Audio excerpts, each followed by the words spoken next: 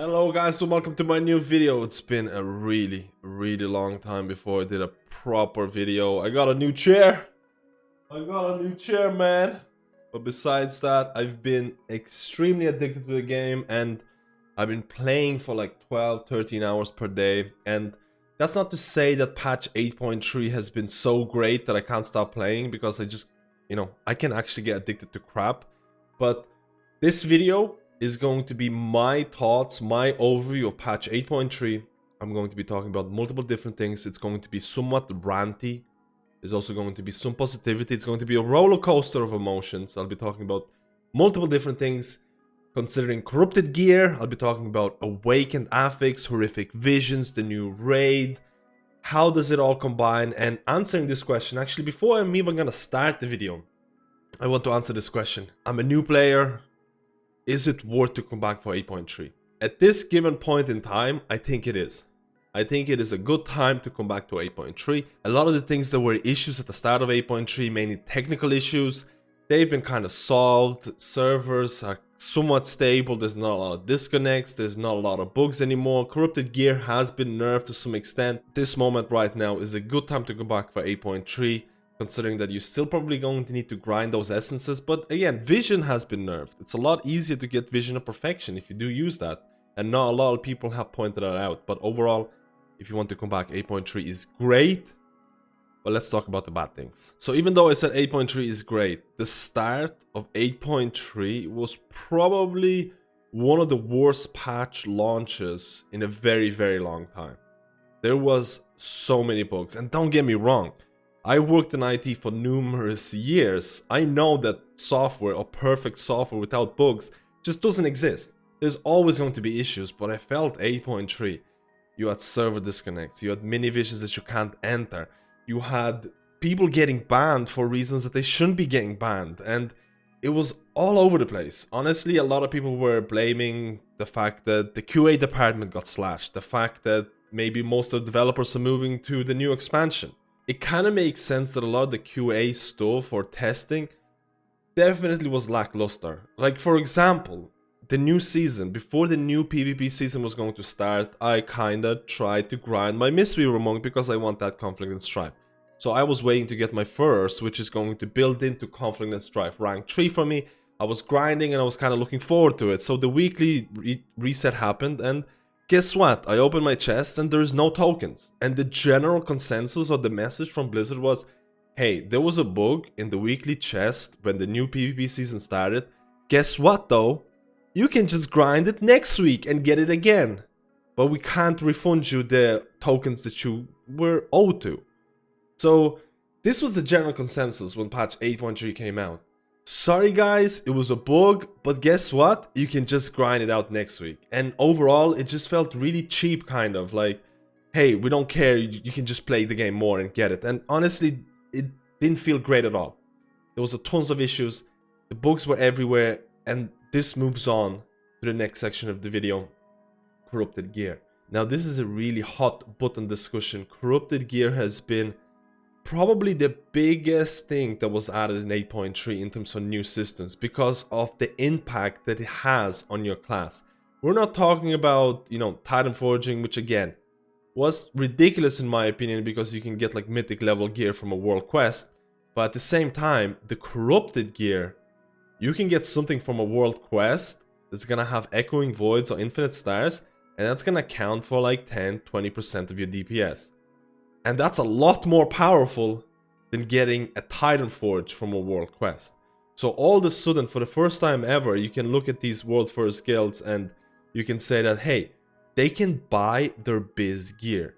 They can buy BOEs that have really good corrupted effects, and all of a sudden, that's going to be by far the best piece of gear that they can wear. And all of a sudden, bosses right now in Mythic Ny'alotha are being balanced around classes or guilds, and they're assuming that they have this corrupted gear, because corrupted gear is insane. At the start of 8.3, Echoing Void and Infinite Stars were so broken, especially in PvP. They're still broken in PvP, but if you're trying to grind this is the reason why I was so upset when I didn't get my first. If you're trying to grind PvP without corrupted gear, without any of these OP corrupted effects, it is so salty. It's salt mines. You'll create salt mines when you lose because, hey, that DH had Echoing Void and Infinite Stars and it just one-shot me. I couldn't do anything. And all of a sudden you feel like you're being punished not because of your playstyle, not because of your skill or gameplay. You're being punished because of oranges.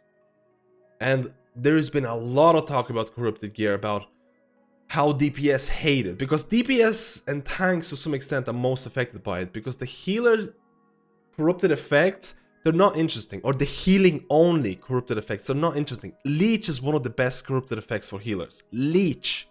Do you know how boring this passive stat is when you compare it to someone like a DPS who gets Echoing Void or Infinite Stars?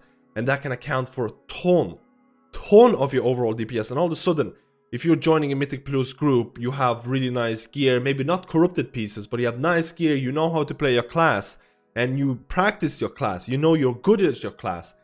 And then someone joins who is maybe not that good, or you notice they're stepping into bad stuff, but they're beating you in DPS because Echoing Void is doing 20% of the DPS. And all of a sudden, I know how many people, because all of them have texted me and said like, man, I hate this. I hate being beaten by someone who just got lucky. So, is corrupted gear good? I honestly don't know. I've thought about this for a long time because in a perfect world, if every corrupted effect was equal, would the system still be bad? Because Blizzard is trying to fix it. Would the system be bad if every corrupted effect be very close in terms of HPS, DPS or tanking potential? Would it make it a bad system? It would still complicate things a lot. But there is a catch-up mechanic that Blizzard has implemented. Basically, every week you do a horrific vision and increase your cloak, and all of a sudden, every week you'll be able to equip probably maybe an additional corrupted piece, and you're gonna get stronger and stronger and stronger. So there is a distinct character progression with the system, which I feel is actually quite good. I don't mind that at all. I like my character feeling stronger every week. But overall, the complexity of the system is really... I mean, if you're a new player coming into World of Warcraft and you see corrupted gear, and then you have to, and maybe you don't know these third-party applications or websites which tell you which is good or bad, you're going to be lost. Not only you have Azeroth traits, not only you have essences, but now you have corrupted system, which technically, to some extent, is more powerful than the essences. If you really think about this, it is insanely profitable for your character to get good corrupted gear. So I kind of want to make a comparison with Kanaya's Cube in Diablo 3. If you play Diablo 3, you know, you get these special effects that you're able to, let's say, cleanse it into the cube and keep it for later on. And I almost thought Blizzard was going to do that with this corruption system, because cleansing an item feels really bad, because all of a sudden you lose this effect. Maybe you could have used it later down the weeks when you get more corruption resistance. And I feel it would have been relatively interesting if you were able to store these like in Diablo 3, because guess what? Blizzard has copied Diablo 3 for a really long time. Mythic plus Keystones, or the way the Keystones work, that's from Diablo 3 Greater Rifts. So using a system that's already, you know, tested and implemented and proved to be good could be a good idea, but that's another discussion. I really want to hear your opinions on corrupted gear, because I think it's extremely interesting to hear what other people think. Because do you want to stay with corrupted gear because it might be implemented in Shadowlands, or do you want to go back maybe to Warforging, maybe just 5 or 10 item levels? I don't feel Titan Forging was a good idea at all. I feel it's ridiculous when you can get like, you know, huge item levels from World Quest, but maybe Warforging, 5 to 10 item levels from the current content that you're doing. Would that be a more simplistic and easier solution to gearing? Let me know, guys. Really interested into this topic, because I have not fully finalized my thoughts on this, because I think it could be improved. But at this current iteration, it feels a little too complex. So let's go talk about some of the positive things from 8.3, and I feel they're going to be probably carried into the new expansion, Horrific Visions. Horrific Visions, in my opinion, are excellent content in terms of how fun it is to optimize your group or your solo experience. Now, there are disadvantages to Horrific Visions: class balance, or maybe healers and tanks. They might have a harder time doing a full clear when you compare it to something like a Havoc Demon Hunter, which are just insane right now, or a rogue who can skip a lot of things. So there is disadvantages to certain specs, but overall Horrific Visions felt really good in terms of how you can progress your character, how you can progress your group, the talent systems. I feel that there is few things that could be ironed out in Shadowlands. It seems like maybe Horrific Visions are going to be very similar to Torghast Tower of the Damned in Shadowlands, and maybe if they balance it a little bit better for healers and tanks, it would be more interesting. Again, I play a healer, but I swap to DPS, and I can clear the content a lot faster. So I don't like the fact that you're forced to do it, but again, you can join a group. Overall, Horrific Visions are great. I wish you would have more time, or you could use practice runs without losing the vessel. I wish you could play the content more often. The way that Blizzard started with 8.3, it was disaster because they had this catch-up mechanic, and all of a sudden, even though you failed 1 or 2, you were still kind of behind because people were doing calculations about how many Coalescing Visions you need. And then all of a sudden, right now, in 8.3 at this given point, Coalescing Visions, the drop rate from daily quests and your daily vision and things like that has been increased dramatically. So all of a sudden, you can fail 2, 3, or 4 Horrific Visions, and you probably still won't be behind. You're swimming in the currency. At the start of 8.3, people were panicking. They were like, hey MadSkillz, I failed 2 Horrific Visions, should I re-roll my character? It was ridiculous, but I feel like, again, this all goes back to the point, the start or launch of 8.3, disaster. A month later, a lot better. And now let's go back to Awakened and raids. And this is the meat of the video. This is where the content has always been great so far. Blizzard hasn't really messed up raid content for a while. In terms of Mythic Plus, Awakened honestly feels so good. There are a couple of points that could be improved. Like, for example, if you do Wakerest Manor, if you go into that, if you kill a lieutenant, if you go into that pillar, you can't open doors. It feels a little bit weird. It feels like that's an oversight. You should be able to open doors. But overall, I feel Awakened gives you a complete new path. For example, I did Ny'alotha, and the way that the pillars are placed, you have to do zones or mobs that you never did in an Ny'alotha Mythic Plus run. This made the dungeon feel almost new, and it was insanely cool. And I really applaud the system. I said this before, I said this in the beta version, the PTR, that Awakened felt really nice. And overall, if you like Mythic Plus content, I feel Awakened is going to be a nice or breath of fresh air in terms of the dungeons that you've been running for 100, maybe 1,000 times. So that's a thumbs up from me, and I feel it's just going the right direction. In terms of the new raid Ny'alotha, 12 bosses, insanely long. It's not a bad thing. I feel out of the 12 bosses, majority of the bosses are very interesting. There are a couple of bosses, in my opinion, especially in Heroic, like Hive Mind or maybe Il'gynoth in Heroic content, that just feels really boring. Again, that's up to you to decide. But generally speaking, I think Carapace is very cool and probably should have been the last boss, because the Ny'alotha fight itself does not feel as good as the second last boss, Carapace. And there was a weird thing happening there. But overall, the raid felt really good.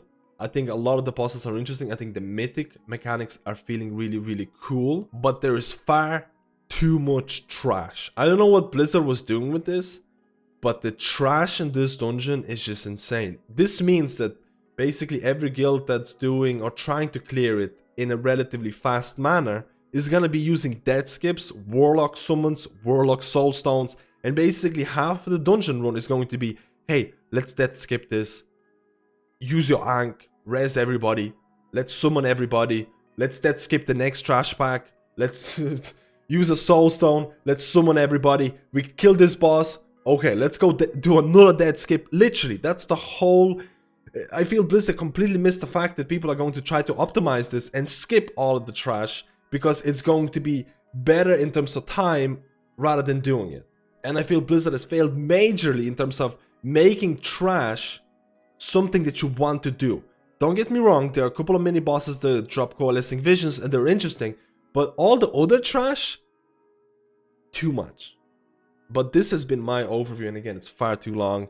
I haven't done a video for a really long time, but overall, I feel patch 8.3 at this given instant is a good stepping stone for anyone coming into the game. I feel there were tons of issues when patch 8.3 was first launched.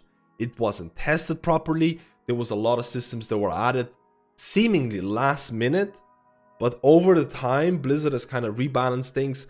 The general consensus, things like that should have been caught in the testing phase. It should not have made it into the launch at this given state. But generally speaking, the meat of the patch, the Mythic Plus, Affix, the raid, they're excellent. They're a very good addition to the patch. If you enjoy raiding, if you enjoy Mythic Plus, you won't be disappointed. Like I say it all the time, Blizzard just does the things that really matter really well. On the other hand, corrupted gear, let me know how you feel about this, how it could be improved, and should it go forward to Shadowlands. Thank you guys, and I'll see you in my next video.